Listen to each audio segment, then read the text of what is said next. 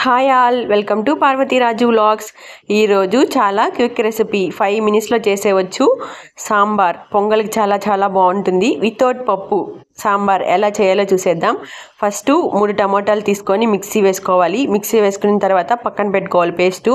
So ఇప్పుడు కడాయి తీసుకొని అందులో ఆవాలు, జీలకర్ర, తగినంత అంటే ఇంగువ, కొంచెం పచ్చిమిరకాయలు, కరివేపాకు వేసుకొని బాగా మిక్స్ చేసుకోవాలి. మిక్స్ చేసుకున్న తర్వాత మనం పేస్ట్ చేసి పెట్టుకున్నాం కదా టమోటా పేస్ట్, దాన్ని మిక్స్ చేసుకోవాలి బాగా.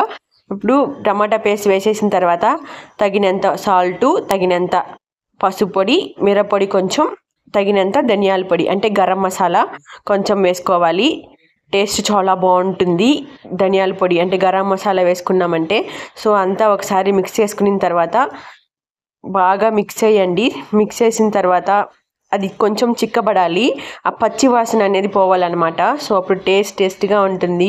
పొంగల్ కాంబినేషన్ అయితే సూపర్గా ఉంటుంది. టిఫిన్కి కూడా చాలా బాగుంటుంది. మీరు దోశ, ఇడ్లీ కూడా చేసుకొని తినచ్చు. బట్ ఇది పొంగల్కి చాలా చాలా బాగుంటుంది. ఒకసారి ట్రై చేసి చూడండి. వెన్ పొంగల్కి చాలా బాగుంటుంది. చూడండి, చాలా బాగుంది. ఉడుకుతుంటే సాంబార్ లాగే ఉంది కదా, సేమ్. అసలు ఇది చాలా చాలా ఈజీ రెసిపీ. మీరు కూడా ఒకసారి ట్రై చేసి చూడండి. చాలా టేస్టీగా ఉంటుంది పొంగల్కి. చిన్నపిల్లలు అయితే చాలా ఇష్టంగా తింటారు, ఎందుకంటే ఎక్కువ కారం ఉండదు కదా. సో చాలా చాలా ఇష్టంగా తింటారు వాళ్ళు. దోశకి, ఇడ్లీకి, ఇంకా చపాతీలో కూడా తినచ్చు. చాలా చాలా బాగుంటుంది. ఈ లాస్ట్లో కొత్తిమీర వేసుకొని గార్నిష్ చేసుకుంటే అంతే, పొంగల్ సాంబార్ రెడీ. సో మీరు ఒకసారి ట్రై చేసి చూడండి ఇంట్లో. Thank you so much.